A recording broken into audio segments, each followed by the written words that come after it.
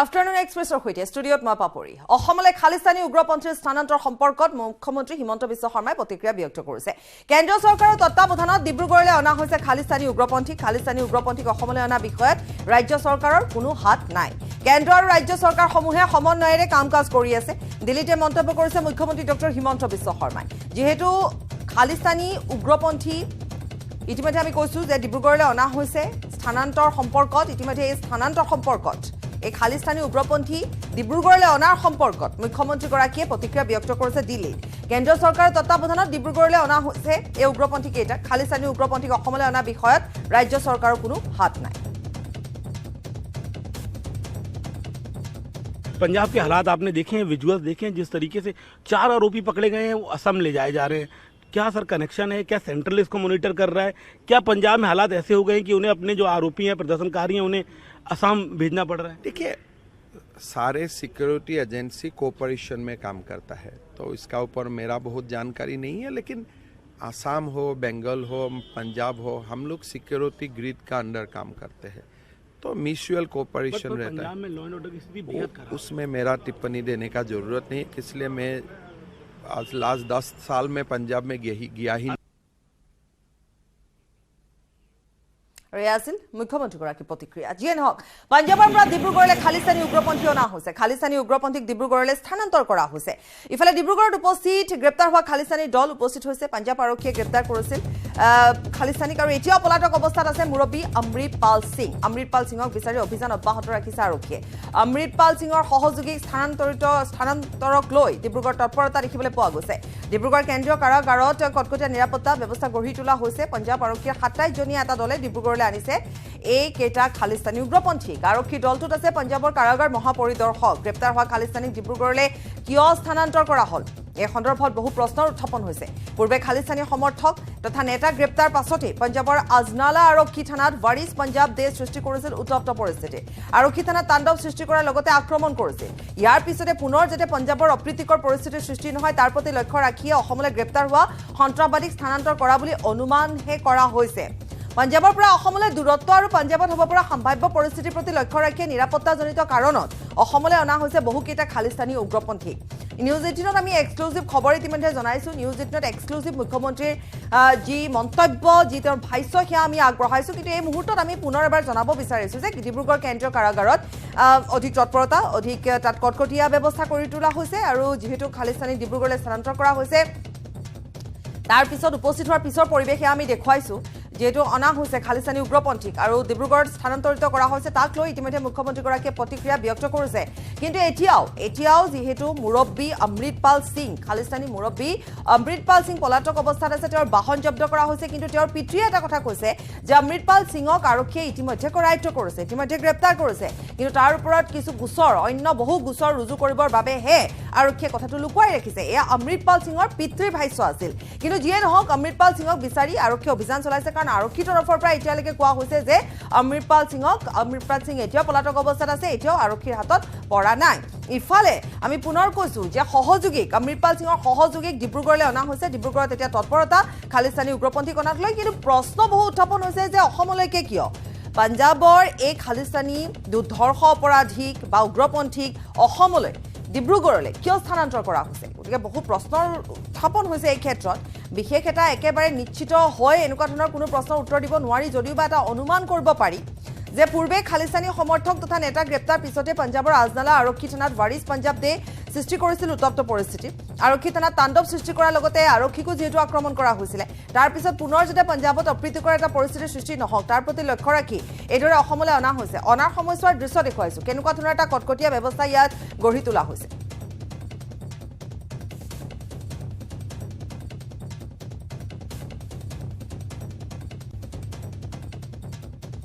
এতিয়া কথা হৈছে যে অমৃতপাল সিং কোন অমৃতপাল সিং সন্দৰ্ভত আমি ইতিমধ্যে কৈছোৱে যে 4 মাহ পূৰ্বে সংগঠনৰ দায়িত্ব লৈছিল সিঙে আৰু আনহাতে অমৃতপাল সিং সন্দৰ্ভত যদি আমি সবিশেষ জানো তাৰ উপৰি ডাঙৰ কথাটো হৈছে যে খালিস্তানী উগ্ৰপন্থী ডিব্ৰুগড়লৈ কিয় অনা হৈছে খালিস্তানী উগ্ৰপন্থীৰ ইতিহাস অতি দুৰ্ধৰ্ষ ভয়াৱহ ৰক্তৰঞ্জিত অসম তথা উত্তৰ পূব পাঞ্জাৱৰ পৰা বহু দূৰত খালিস্তানী উগ্ৰপন্থীৰ কোনো সম্পৰ্ক নাই উত্তৰ পূবৰ সৈতে অসমৰ কাৰাগাৰ খালিস্তানী উগ্ৰপন্থীৰ বাবে আপেক্ষিকভাৱে নিৰাপদ কাৰাগাৰত ৰাখি উপৰ্যুপৰি আৰক্ষীয়ে জেৰা চলাব পাৰিব পাক চোৰাংচোৱা সংস্থা ISR সম্পৰ্কৰ জেৰা চলাব নিৰাপত্তা বাহিনী গতিকে এয়া হ'ব পাৰে যে এই যি দুধৰ্ষ উগ্ৰপন্থীক অসমলৈ অনাৰ অন্যতম কাৰণ হ'ব পাৰে যে ইয়াত জেৰা চলাবলৈ সুবিধা হ'ব কিন্তু আমি পুনৰ কৈছোঁ যে এই ক্ষেত্ৰত অমৃতপাল সিং কোন সেই সন্দৰ্ভত যদি প্ৰশ্ন থাকে যে ৱাৰিছ পঞ্জাব দে সংগঠনৰ মুৰব্বী হৈছে অমৃতপাল সিং এতিয়াও পলাতক অৱস্থাত আছে আৰু 4 মাহ পূৰ্বে সংগঠনৰ দায়িত্ব লৈছিল জান্দুপুৰ খেৰাৰ বাসিন্দা হৈছে অমৃতপাল সিং তেওঁৰ পিতৃয়ে কৈছে যে অমৃতপাল সিঙক ইতিমধ্যে গ্ৰেপ্তাৰ কৰা হৈছে কিন্তু গ্ৰেপ্তাৰ কৰা হোৱা নাই শিখ যুৱক যুৱতীসকলক উচতনি দিয়া অমৃতপালে এয়া তেওঁৰ বিৰুদ্ধে অভিযোগ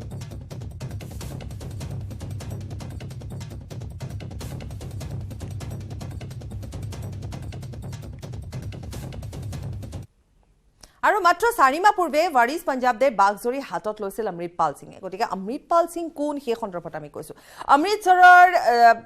জান্দুপুৰ খেৰাৰ বাসিন্দা হৈছে অমৃতপাল 2012 চনৰ পূৰ্বে অমৃতপালৰ পৰিয়াল ডুবাইলৈ ৰাওনা হৈছিল তাতে পৰিয়ালটোৱে পৰিবহণ ব্যৱসায় আৰম্ভ কৰিছিল 2013 চনত অমৃতপালে ডুবাইত পৰিবহণৰ কাম চোৱাচিতা কৰিবলৈ আৰম্ভ কৰে 2022 চনৰ আগষ্ট মাহত অমৃতপাল ডুবাইৰ পৰা পঞ্জাৱলৈ পুনৰ উভতি আহে অক্টোবৰ মাহত অমৃতপালে জাৰ্নেল সিং ভিন্দ্ৰৱালাৰ গাঁও ৰোডত ৱাৰিছ পঞ্জাব দে নামৰ সংগঠনটোৰ নতুন মুৰব্বী হিচাপে দায়িত্ব গ্ৰহণ কৰে আৰু এই সংগঠনটো দিল্লী হিংসাৰ অভিযুক্ত দীপ সিদ্ধুৱে গঠন কৰিছিল সংগঠনৰ দায়িত্ব লোৱাৰ পাছতে অমৃতপালে নিজকে জাৰ্নেল সিং ভিন্দ্ৰৱালাৰ অনুগামী বুলি অভিহিত কৰি শিখ যুৱক যুৱতীসকলক পৰৱৰ্তী যুদ্ধৰ বাবে সাজু হ'বলৈ আহ্বান জনাইছিল আৰু ইয়াক আৰক্ষীৰ তৰফৰ পৰা উচতনি বুলি কোৱা হৈছে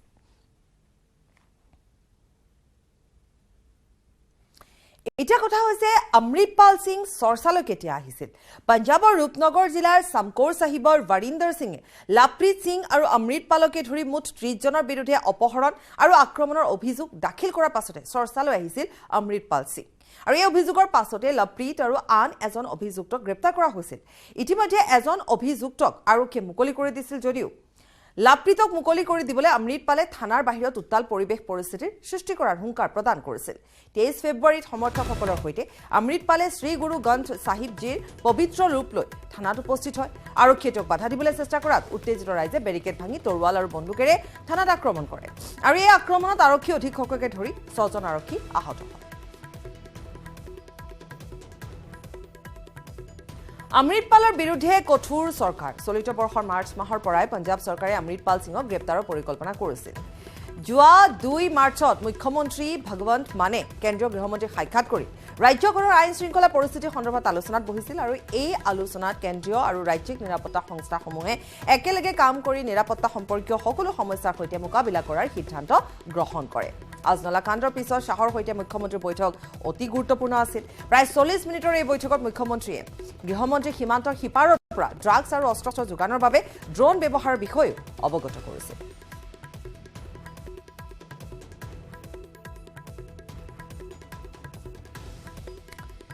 আৰু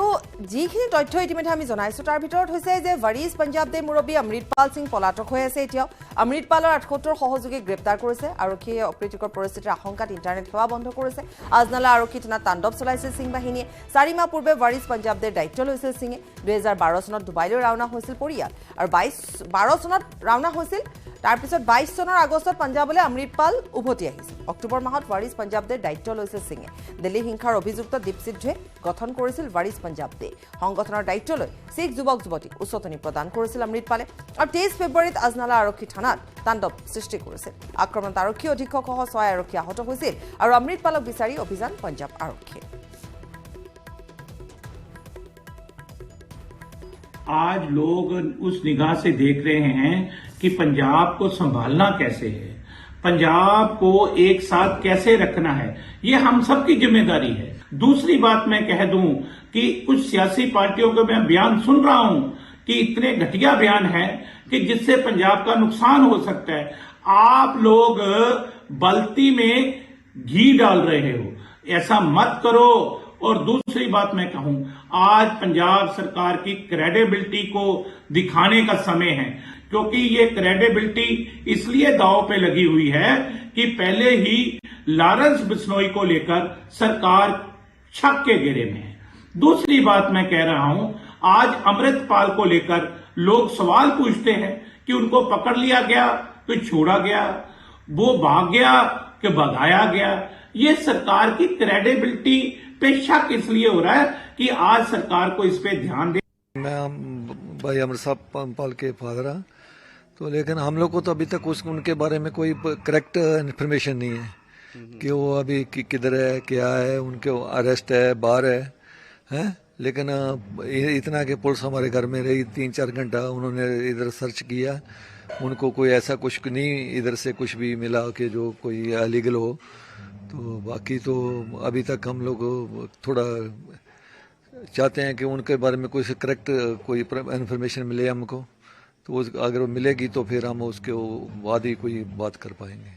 तो पुलिस ने कुछ बताया आपको जो आए थे? कोई नहीं, वो बोले कि ऑफिसर भी आए थे? सीनियर अफसर भी आए थे, एसएसपी 2 डिस्ट्रिक्ट के थे। तो उन्होंने भी अभी तक बोले कि अभी हम लोग को भी उनको भी बोलता कोई इन्फॉर्मेशन नहीं है, पता नहीं अभी वो हमसे छुपा रहे हैं। बताया कि कोई अरेस्ट करना है या ऐसा कुछ? वो बोल रहे थे कि अरेस्ट करना है, तो मैं बोला अरेस्ट करना तो ये घर से ना 8 साढ़े 8 बजे गए, उसी टाइम अरेस्ट कर लेना चाहिए था। हाँ, तो इससे ज़्यादा तो मेरे हम लोग को कोई मालूम नहीं है। নেটৱৰ্ক 18 অনুষ্ঠিত কৰি আহিছে ৰাইজিং ইণ্ডিয়া আৰু এই অনুষ্ঠানৰ জৰিয়তে দেশৰ বিকাশৰ বাবে গঠন কৰিবলগীয়া পদক্ষেপ আৰু সম্ভাৱনা সম্পৰ্কত চৰ্চা কৰা হয়। ইয়াৰ উপৰি বিভিন্ন ক্ষেত্ৰত বিশেষ অৱদান আগবঢ়োৱা লোকসকলৰ কৰ্মজীৱন সন্দৰ্ভতো আলোকপাত কৰি অহা হৈছে। जीवन की राह में अनेक लोग मिलते हैं, लेकिन अच्छे मार्गदर्शक हमेशा के लिए हमारे दिल में अपनी जगह बना लेते हैं। मध्य प्रदेश के सिंगरौली जिले में स्थित वैधान में एक सरकारी विद्यालय की अध्यापिका उषा दुबे एक ऐसी ही शख्सियत है जिन्होंने अपने विद्यार्थियों की शिक्षा के प्रति अपना जीवन समर्पित कर दिया है।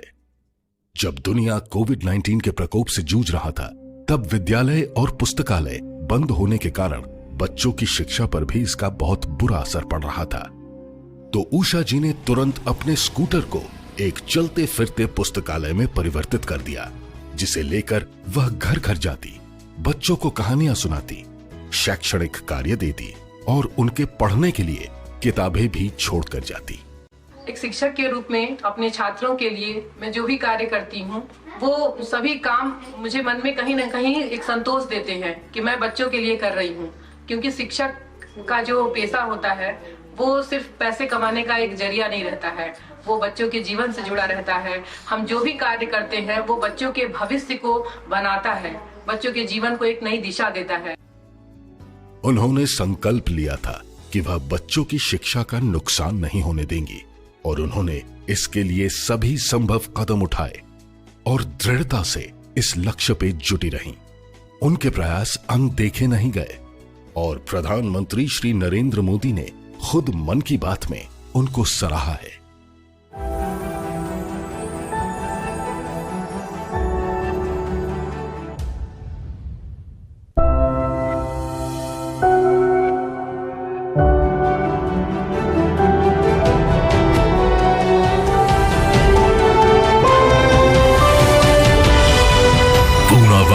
FinCorp presents News 18 Rising India Real Heroes.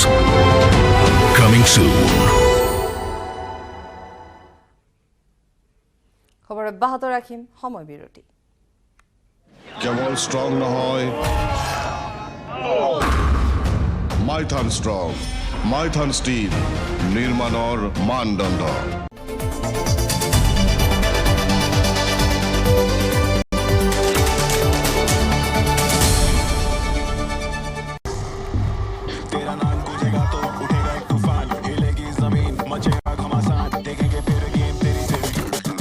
ये है शुरुआत तेरी, अब हर जुबां पे होगी बात तेरी। देखिए पहला Tata women's premier league sports 18 और जियो सिनेमा पर।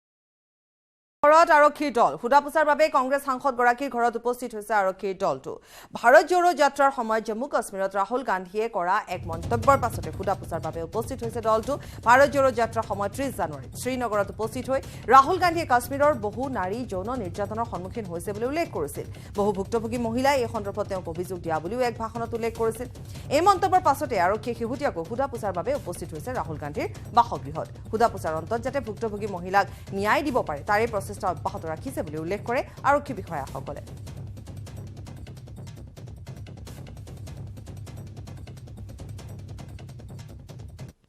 तो जो हमारी बातचीत हुई है जो इन्फॉर्मेशन ले रहे हैं वो हम माननीय एमपी महोदय श्री राहुल गांधी जी से ले रहे हैं क्योंकि बयान ऑनरेबल एमपी का था तो उस बयान में जो बातें हुई उनके ऊपर हम उनको कहा है कि जो विक्टिम हैं जिनके बारे में ऑनरेबल एमपी ने बात की थी श्रीनगर में उन महिलाओं को आगे कोई नुकसान ना हो या कोई एविडेंस का लॉस ना हो इसलिए वो हमारे लिए बहुत ज़रूरी है कि जितना जल्दी हमें जानकारी मिलेगी हमारी कानूनी प्रक्रिया उतना जल्दी शुरू होगी और जो महिलाएं हैं उनको फर्दर एब्यूज से बचाया जा सकता है इसके अलावा जो हो सकता है जो महिलाएं ऑनरेबल एमपी से मिली थी उनमें से कुछ नाबालिग हों माइनर हों तो वो एक सीरियस मैटर बनता है पॉक्सो की जो केस है उसके तहत कार्रवाई करने की ज़रूरत होती है तो अगर उस तरह की कोई जानकारी हमें जल्दी मिलेगी तो जल्दी से जल्दी हम अपनी कार्रवाई शुरू कर सकेंगे राहुल गांधी जी ने ये कहा है कि वो काफ़ी लंबी उनकी यात्रा थी